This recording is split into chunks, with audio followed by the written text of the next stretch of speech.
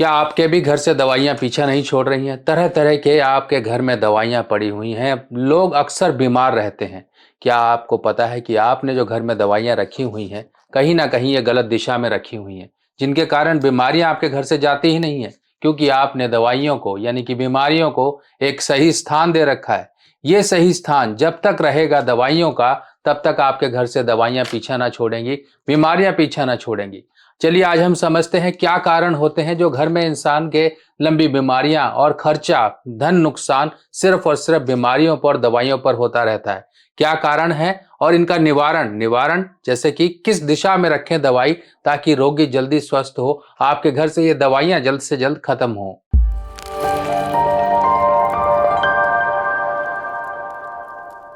तो दोस्तों, दवाइयाँ दवाइयाँ क्या हैं? सबसे पहले ये समझिए, दवाइयाँ एक तरह से केमिकल हैं, एक तरफ से वो चीज़ें हैं जो कि रसायन हैं। रसायन आपका कहाँ होना चाहिए? घर में। और बीमारियां अक्सर लोगों के क्यों आती हैं? जब भी रसायन यानी कि राहु राहु जब भी इंसान का गलत दिशा में जाके बैठ जाए तो उस दिशा को वो खराब करता है। और यहाँ तक कि इतना भी देखा गया है, लोगों के घर में एक्सपायर्ड दवाइयां मिलती हैं जिनकी की तारीखें भी खत्म हो चुकी हैं, फिर भी लोग अपने घर में रखते हैं कि कभी निकालेंगे तो मिल गई तो ठीक है, फेंक देंगे, नहीं तो वो ऐसे ही पड़ी रहती हैं, क्योंकि उस तरफ ध्यान ही नहीं जाता। ध्यान जाएगा कैसे? आपके घर की साफ सफाई होना ये ग्रहों के कारण होता है। दरिद्रता आपके घर में यही सब चाहती है कि आप गंदे रहो, आप अनहाइजीनिक रहो, आप बीमार रहो, हर तरह की मुश्किलों से और मुसीबतों से आप घिरे रहो।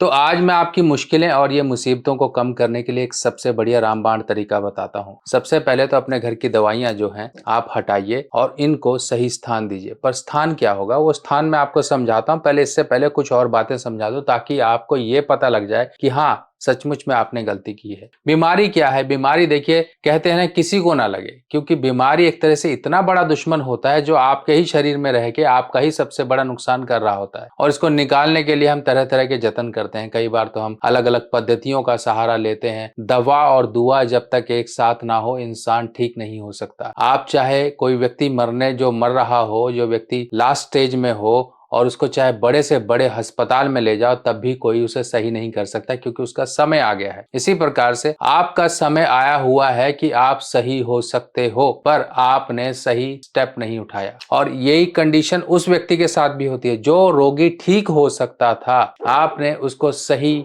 उच्च स्तरीय कहीं पर जांच ना करवाई, उसको कई अच्छे हॉस्पिटल में ना दिखाया, तो उसका रोग गंभीर हो सकता है, और तो और वो अपनी जान से भी हाथ धो सकता है। तो आप सोचिए कि आपके कुछ स्टेप्स यानी कि कर्म, ये कर्म ही आपको दुआ के लायक बनाते हैं। बीमारी बच्चों को या घर की महिलाओं को या फिर बड़े बुजुर्गों को, किसी को भी हो सकती है। बीमारी से किसी का पीछा नहीं छूटा है। बीमारी अगर छोटे मोटे समय के लिए, मौसम बदलाव के लिए आए तो कोई प्रॉब्लम नहीं, और चली जाए तो कोई प्रॉब्लम नहीं, क्योंकि हमारा शरीर इन सब से लड़ने के लिए कुछ ऐसी रोग प्रतिरोधक क्षमता बनाता है जो जरूरी है। बीमार होना भी जरूरी है, पर बीमार लंबे समय तक होना ये जरूरी नहीं है, क्योंकि बीमार 2-4 दिन के लिए इंसान होता है तो हमारे शरीर को मजबूती मिलती है। बुखार आता है तो मजबूती मिलती है। कई बार आपने देखा होगा, ये फायर डिपार्टमेंट वाले या फिर हमारे भारत के जो डिफेंस वाले हैं, अपनी अपनी मिसाइलों को टेस्ट करते हैं, अपने अपने ये सारे सिस्टम को टेस्ट करते हैं। ये इसीलिए करते हैं ताकि मौका पड़ने पर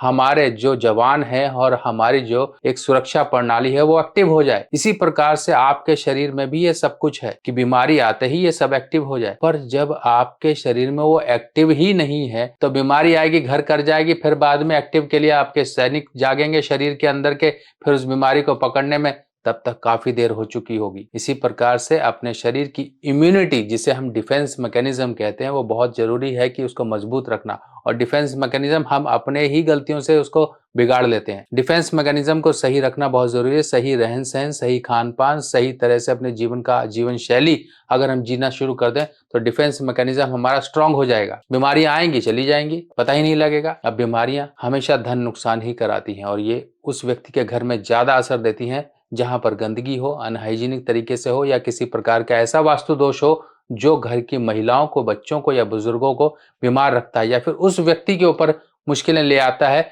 जो आजीविका का मुख्य स्रोत हो, यानी कि मुखिया व्यक्ति हो। आपने देखा होगा बहुत सी फैमिली जिसमें एक व्यक्ति था कमाने वाला, वो बीमार होकर चल बसा या कुछ कारण से चल बसा। ऐसे कारण से पूरी फैमिली के ऊपर फाइनेंशियल बर्डन आ गया, जिसके कारण उनको घर मकान बेचना पड़ा, क्योंकि अब खाना पीना तो चाहिए ना, अपना जो दाल रोटी है वो कहां से चलाएंगे। बहुत से बने हुए घर उजड़ गए। ये बीमारी, ये एक तरह का मर्ज किसी को ना लगे। चलिए, अब आपने समझ लिया रसायन। रसायन के लिए एक दिशा सबसे बेस्ट बनती है, वो दिशा बनती है नॉर्थ, यानी कि उत्तर। उत्तर दिशा क्यों? और साथ ही साथ उत्तर पश्चिम दिशा। अब सोचिए, ये दो दिशाएं ऐसी दिशाएं हैं जहां पर आपकी रखी हुई दवाइयां कम होंगी, और अगर कोई रोगी है उसकी दवाइयां नहीं उतर रही हैं, तो आप उत्तर या उत्तर पश्चिम, नॉर्थ वेस्ट में दवाइयां उस रोगी की रखिए। देखिए उसका रोग कितनी जल्दी सही होना शुरू होगा, और घर से जितनी भी ये जो एक्सपायर्ड दवाइयां होती हैं इनको हटा लीजिए, क्योंकि ये बुरा राहु है। और अच्छा राहु क्या है? जो दवाइयां आपकी काम में आने वाली हैं।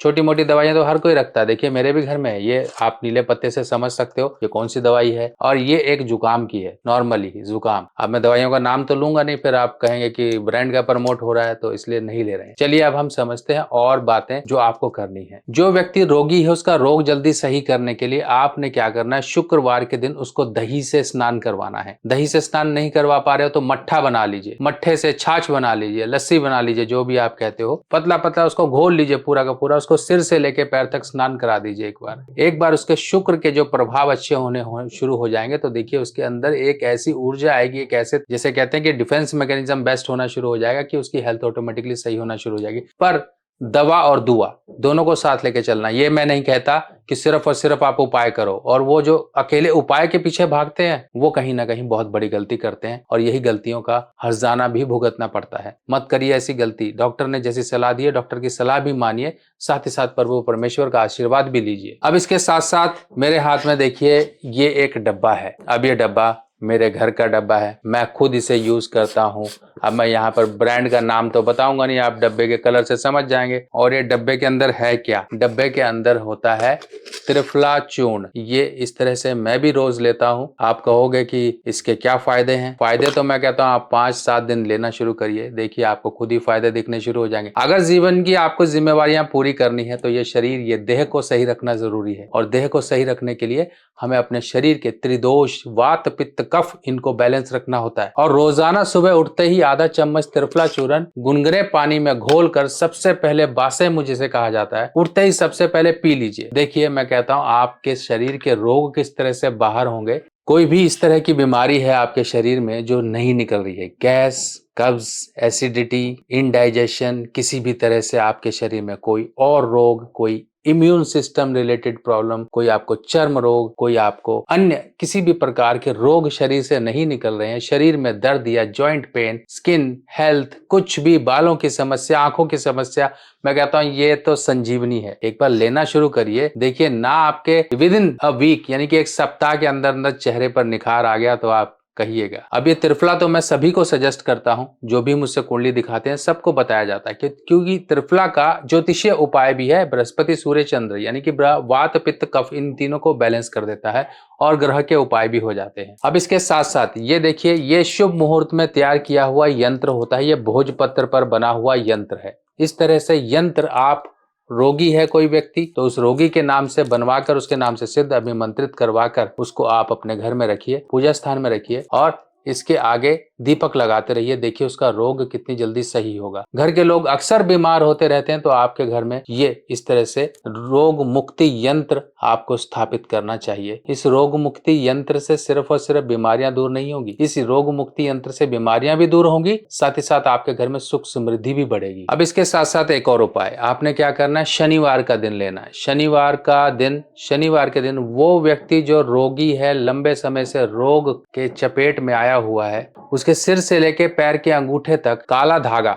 7 बार आप नाप लीजिए। 7 बार नाप लीजिए। इसको सरसों तेल में डुबा लीजिए। शाम के समय ये काम करना है। सरसों तेल में डुबा लीजिए और इसको आप चिमटी वगैरह किसी से पकड़कर इसको जला दीजिए। देखिए उसके रोग किस तरह से दूर होंगे, और जो राख बनेगी, जो भी कुछ निकलेगा, उसे घर के बाहर या फिर अपने घर के डस्टबिन में फेंकिए। और उसके रोग का ये निवारण का एक तरीका है और ये काम तब तक करते रहिए जब तक उसके रोग में सुधार ना आ जाए, उसकी बीमारी सुधरना शुरू ना हो जाए, तब तक ये करते रहिए। कई बार 2 शनिवार, कई बार 3 शनिवार, कई बार 5 शनिवार, अकॉर्डिंग टू द प्रॉब्लम इस उपाय को करना पड़ता है। बाकी अब अगला उपाय एक और मैं आपको एक एडिशनल उपाय बता देता हूं, जो कि राहु को कंट्रोल करना है, क्योंकि राहु ही ऐसी गंभीर बीमारियां देता है जो लंबे समय तक चलती हैं। रोगी के सिरहाने या फिर मैट्रेस के नीचे एक मंगल की थैली इस तरह से देखिए, जिसमें देसी खंड, सौंफ, लाल मूंगा, लाल कपड़ा, चौकोर थैली होती है, ये थैली रख दीजिए। इससे राहु कंट्रोल रहेगा, बीमारियां खुद ब खुद दूर भागेंगी, क्योंकि मंगल ही आपके शरीर का खून है। जब वो खून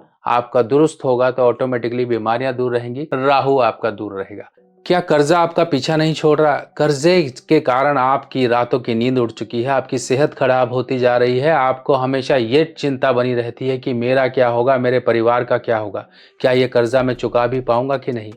कर्जा चुकाने के लिए आप तरह तरह के जतन कर चुके हो, एक कर्जा उतारने के लिए दूसरा कर्जा लेने की फिराक में हो या ले चुके हो, तो इन सब कर्जे भरे जो जंजाल से आपको बचने के लिए कुछ उपायों की जरूरत है, और ऐसे उपाय जिनमें आपका 1 रुपया ना लगे।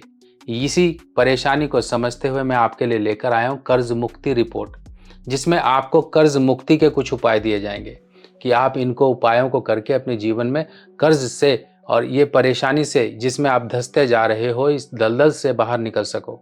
इन उपायों को करने से आपको कर्ज से मुक्ति तो मिलेगी ही मिलेगी, आपकी आमदनी और आय के स्रोत भी बढ़ेंगे, जिनसे कि आपका जीवन सुखी और समृद्ध होगा। तो ये रिपोर्ट बनवाने के लिए आपको अपनी जन्म तिथि वगैरह देनी होगी। अगर जन्म तिथि नहीं है तो आप अपनी हाथ की फोटो दिखाकर भी ये उपाय ले सकते हैं, जिससे कि आपकी हस्तरेखा देखकर हम इसमें आपको उपाय सजेस्ट करेंगे, जिनको आपने तरीके से करना है और अपने जीवन में खुद ब खुद अनुभव करना है कैसे आपके जीवन से ये कर्जे रूपी परेशानी दूर चली जाएगी और आपके जीवन में खुशियाँ आएंगी। रिपोर्ट बनवाने के लिए आपको सिर्फ और सिर्फ मेरे इस व्हाट्सएप नंबर पर यह लिखना है कि मुझे कर्ज मुक्ति रिपोर्ट बनवानी है। जानकारी आपसे ली जाएगी और ये रिपोर्ट आपकी तैयार कर कर PDF फॉर्म में आपके व्हाट्सएप पर भेज दी जाएगी। और ये कर्ज मुक्ति रिपोर्ट बनाने का जो शुल्क आपके लिए रखा गया वो सबसे कम रखा गया, क्योंकि मुझे पता है आप पहले से ही परेशान हैं। तो यही परेशानी को और कम करते हुए हमने आपके लिए स्पेशल ये जो फीस रखी है इस रिपोर्ट की, वो 220 रुपये रखी है। 220 रुपये में आप अपनी रिपोर्ट को पा सकते हो और बहुत सारे उपाय जो कि आपके जीवन में बहुत सारी खुशियां ला सकते हैं। तो देर ना करिए, जल्दी से अपनी ये रिपोर्ट बनवाइए और जल्दी से जल्दी अपनी ये कर्जे रूपी परेशानी से आप मुक्त हो जाइए। बाकी इसी तरह की और हेल्थ टिप्स और आपके जीवन में सुधार करने वाली बातों को लेकर मैं आपके लिए फिर हाजिर होऊंगा। तब तक के लिए अपने सुभाष भाई को आज्ञा दीजिए। नमस्कार।